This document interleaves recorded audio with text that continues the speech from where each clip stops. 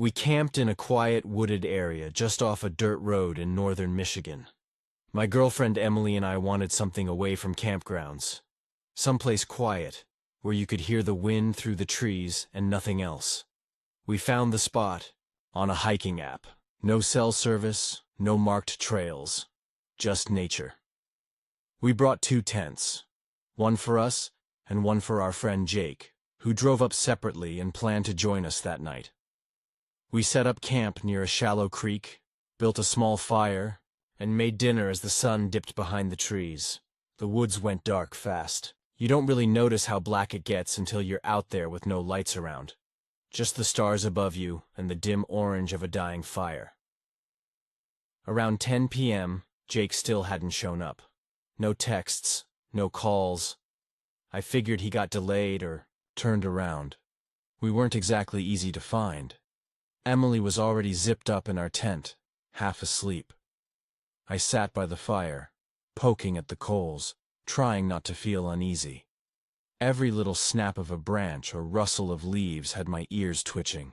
It's weird how loud silence can get. Then I saw a light flicker through the trees. Headlights. Relief hit me like a wave. Jake. I stood up, expecting to hear his voice or footsteps, but nothing. The light was still, not moving, about 50 feet away, just barely visible through the trees. Jake? I called. No answer. The light disappeared. I waited. Still nothing. I figured maybe he was parking or turning around or something, and I'd hear him soon. I sat back down, but I couldn't shake the weird feeling crawling under my skin. I ended up throwing more logs on the fire just to keep myself distracted. Around midnight, I finally crawled into the tent with Emily. I told her Jake might have gotten lost, and we'd hear from him in the morning. She mumbled something and rolled over. I laid there for a while staring at the tent ceiling. That's when I heard it. Footsteps. Crunching slowly over dead leaves and twigs, just outside our tent. I held my breath. Jake? I whispered. The footsteps stopped. Silence. I waited a few seconds, then unzipped the tent a few inches and peeked out. The fire was out, and the forest was pitch black. I couldn't see anything, but I could feel someone out there. Watching, waiting. Jake, if that's you, stop screwing around, I said, trying to sound casual. My voice came out too thin. No reply. Then I heard the zipper. Not ours. The other. Tent. The blue one. It zipped open slowly, then zipped shut. I froze. My heart was pounding. I crawled out of the tent as quietly as I could. I wanted to believe Jake had finally arrived and climbed into his tent without saying anything. But deep down, I knew something was wrong. I crept over to the blue tent. I stood there for a moment, listening. Not a sound. Jake? I whispered again. Still nothing. I crouched down and touched the tent wall. Someone was definitely inside. I could see the shape of them. Lying down. Motionless. I didn't open the tent. I don't know why. Something about the silence felt wrong, like whoever was in there was trying to be too quiet. I backed away, returned to our tent, and laid down next to Emily without saying a word. I didn't sleep at all. When morning came, I stepped outside into the damp air. The blue tent sat still and quiet. No movement. I called out again. Jake? Nothing. I finally unzipped it. Empty. No sleeping bag. No gear. Nothing but a small black duffel bag I'd never seen before. I opened it. Inside were 3 things. A dirty gray hoodie, a hunting knife, and a phone with a cracked screen. No wallet. No ID. No sign of Jake. I never told Emily. I packed up both tents while she made breakfast, and told her Jake must have decided to turn back and couldn't get a signal. We hiked out by noon. Later that day, Jake texted. He'd gotten into a car accident the night before and never made it out of the city. He never came to the woods. He never even left his apartment. That night, someone else slept in the tent next to us, and I still don't know who.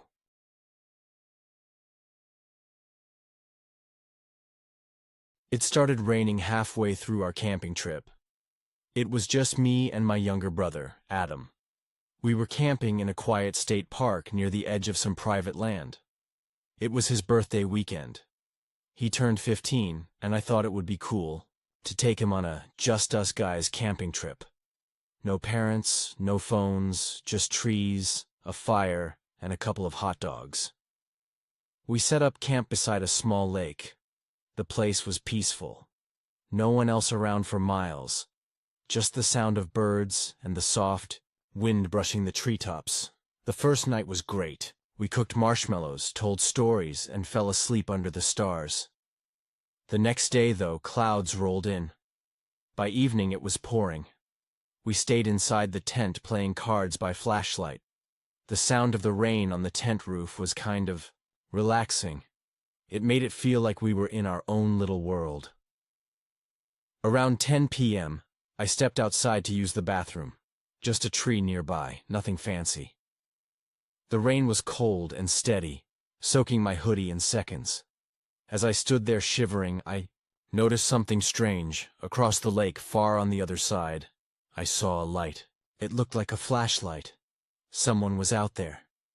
At first I thought it might be a park ranger, but there weren't any cabins or trails on that side. It was just woods. The light disappeared after a few seconds. I stood there staring, confused, before hurrying back into the tent. I didn't mention it to Adam, didn't want to scare him. We fell asleep sometime after midnight. But I woke up later, around 3 a.m. Someone was whistling outside our tent. It was soft, slow. A tune I didn't recognize. The kind of whistle you might use to call a dog, or pass the time. Adam was asleep. I stayed perfectly still, listening. The whistling got closer. I could hear soft steps now, crunching on wet leaves. Then, silence. No more steps. No more sound. At all. I slowly reached for the small pocket knife I had in my bag. My hand was shaking. I didn't move again until morning. When we stepped out of the tent, the ground around us was wet and muddy. That's when I saw the footprints. Not animal. Boot prints, big ones, fresh ones. They circled the tent. Someone had walked around us. Twice. I checked the trail, but the prints disappeared into the trees. Probably just a ranger checking the campsite, I told Adam, even though I knew that wasn't true.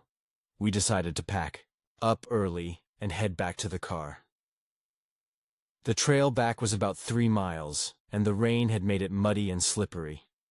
I kept looking behind us as we hiked, but the woods were still. After about an hour, we reached a small clearing near the edge of the forest. That's when Adam stopped walking. "What's that?"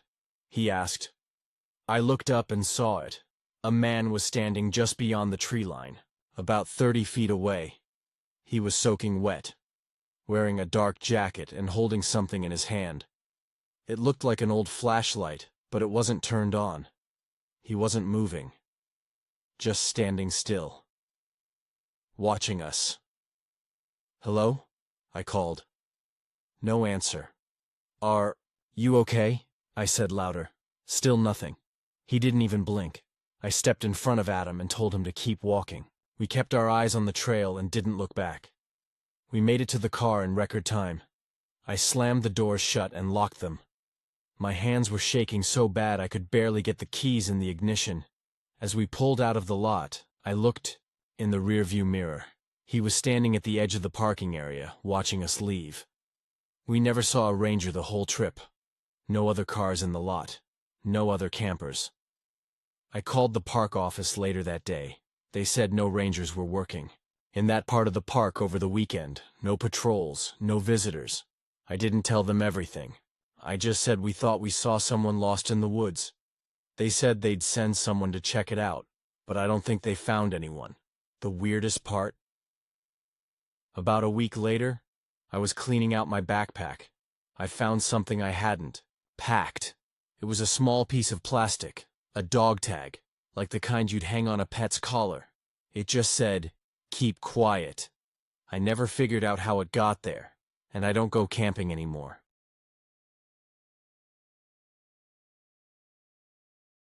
I still can't believe what happened that night. It was supposed to be a simple camping trip with my friends, just a quick weekend in the woods, nothing fancy. We picked a spot near a popular trail in a state park about 2 hours from town, the kind of place where people go hiking, fishing, and sometimes camp overnight. There were 4 of us: me, Sarah, Mark, and Alex.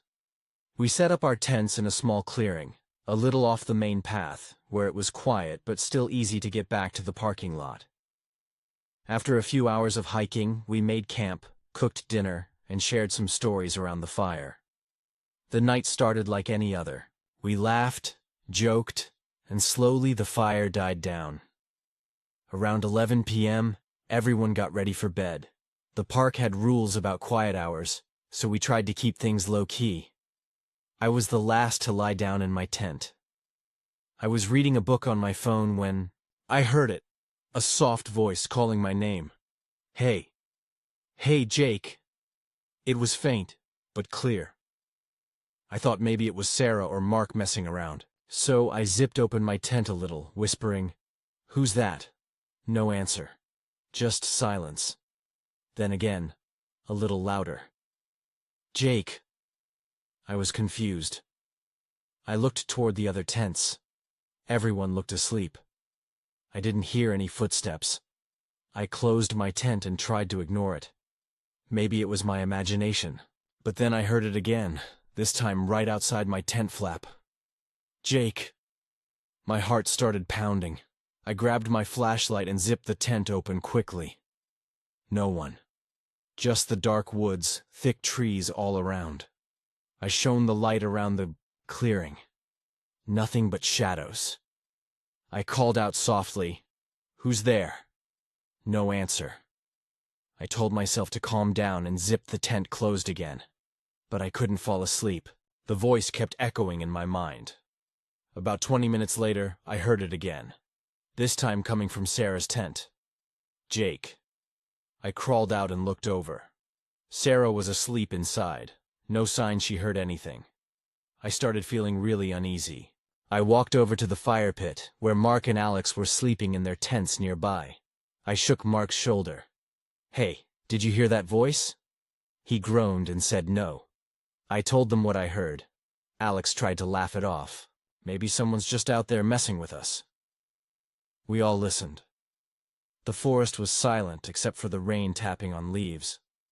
Rain had started earlier, but it wasn't heavy.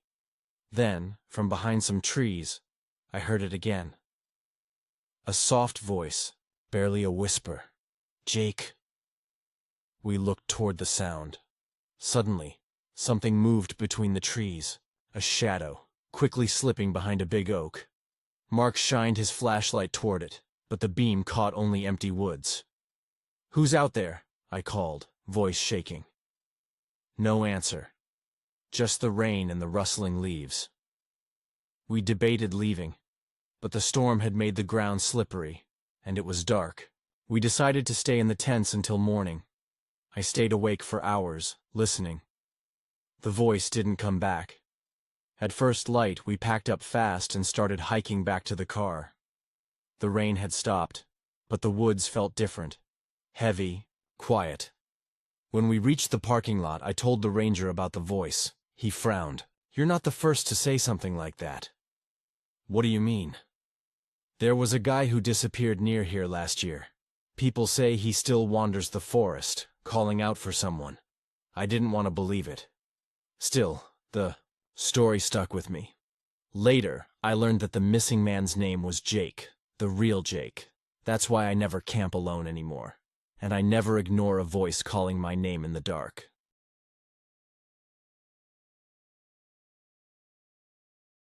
I'll never forget that night. It started out as a normal camping trip with my 2 closest friends, Lisa and Matt. We planned to spend a weekend at a small campsite deep in the woods, about 4 hours from the city. We liked it because it was quiet, away from big crowds or noisy campgrounds. The first day was perfect. We set up tents, went swimming in the nearby river, and cooked burgers over the fire. The sun set, and everything was calm. The stars came out, bright and clear, with no city lights to spoil the view. Around 11 p.m., the wind picked up and clouds covered the sky. A cold rain began to fall, steady and quiet. We all zipped up our tents, but I couldn't fall asleep. Sound of rain hitting the tent felt strange, almost too loud. I decided to get up and check on the car. It was parked about 200 feet from our campsite. Maybe the windows were down. Maybe something was wrong. I didn't want to wake Lisa or Matt, so I grabbed my jacket and slipped out quietly. The rain was cold and soaked me immediately. The trees looked dark and heavy with water. I hurried to the car, stepping carefully over roots and wet leaves. When I reached it, I noticed something strange right away. The car doors were locked. I never lock the doors when camping. We always leave them unlocked in case of emergency. I unlocked the driver's door with my key and slid inside. The interior was dry. All the windows were up. The radio was off. Nothing seemed out of place. But then I noticed the glove compartment. It was open. Inside, the only thing was a folded note. I unfolded it. It read, "You're not alone." My heart stopped. I looked around the car quickly, but I was still alone. The rain was louder now, pounding on the roof. I closed the glove box and locked the doors again. I wanted to get back to the tent fast.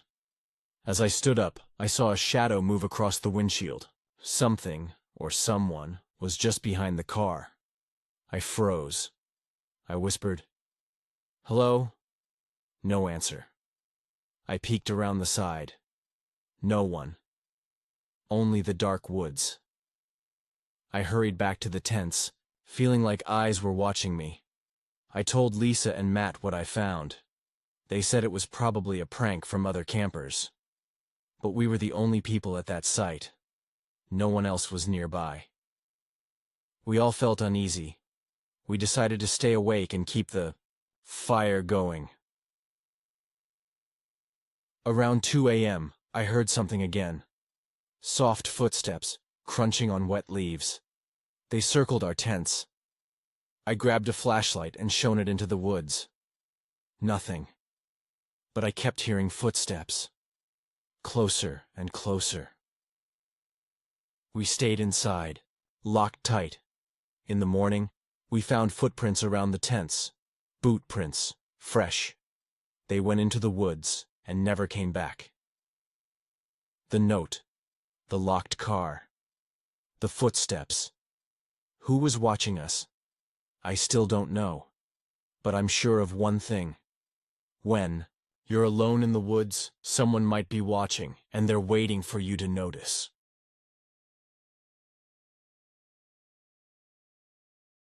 It was late October when my friends and I decided to go camping for a weekend. We wanted to escape the city and enjoy the fall colors in the forest. There were 4 of us, me, Jamie, Laura, and Chris. We chose a campsite near a small town, not too far from the highway, but still quiet. We arrived just before sunset and set up the tents near a clearing by a small creek. The air smelled fresh, and the leaves were bright red and orange. After dinner, we sat around the fire telling stories, laughing, and enjoying the cool night. That night, I woke up to the sound of a car driving down the nearby road. The campsite was close enough to a small country road where only a few cars passed at night. The sound wasn't unusual, but what made me feel uneasy was how slow and quiet it was. I stepped out of my tent and looked toward the road. A car was moving slowly, its headlights dim but still visible through the trees. It was too dark to see the driver clearly, but the car's engine sounded off, like it was running roughly. The car stopped near a bend in the road, just a few hundred feet from the campsite. I went back inside and told the others, but they just shrugged and went back to sleep. I tried to ignore it, but the car stayed there for a long time. Eventually, it drove off, slowly turning out of sight. The next day, we hiked a few miles into the forest. The woods were beautiful, and we enjoyed the fresh air and quiet. But when we returned in the evening, something felt off. Our tents looked like they had been moved slightly. Nothing was stolen or broken, but things weren't where we left them. I mentioned it to the group, but no one admitted to touching anything. That night, the car returned. This time, it didn't stop near the bend. Instead, it drove slowly past our campsite, its headlights sweeping over the trees and tents. I felt a chill run down my spine. We all stayed awake, watching the road. The car circled the area 2 more times, each time slower and quieter. The engine sounded worse, like it was about to die. Then, it just disappeared into the dark. The next morning, I saw tire marks in the soft dirt near the edge of the clearing. They didn't belong to our car or any parked vehicles. They looked fresh. I felt watched. I told Jamie and Chris to be careful. Later that day, I decided to walk to the nearby town for supplies. The road was empty and quiet. As I walked, I noticed a man standing by the side of the road, about half a mile ahead. He wore a dark jacket and jeans, and his face was hidden by a hood. I thought he might need help. As I got closer, I noticed the man wasn't moving, just standing still, staring at me. I called out, "Are you okay?" No answer. He didn't blink, he just watched. Suddenly, he turned and walked slowly into the woods. I felt a sudden fear and quickened my pace. I didn't look back. I got supplies and returned quickly. That night the car came one last time. It drove slowly by the campsite, the headlights barely lighting the road. We all stayed silent, not daring to move or speak. Then, without warning, the headlights went off. The car stopped. We heard the engine stall. After a few seconds, the car started again and sped away, faster than before. We never saw the car again. We packed up and left the next morning. On the way home, I looked up the area online. I found old news stories about a man who had disappeared years ago near that road. Some people said he had been seen walking the forest at night. Some said he had a broken-down car. And some said he watched campers from the woods, waiting. I still don't know who the man was, or why the car kept coming back. But I know this. Sometimes the scariest things aren't monsters or ghosts. Sometimes it's just a quiet road, a broken-down car, and a stranger watching you from the dark.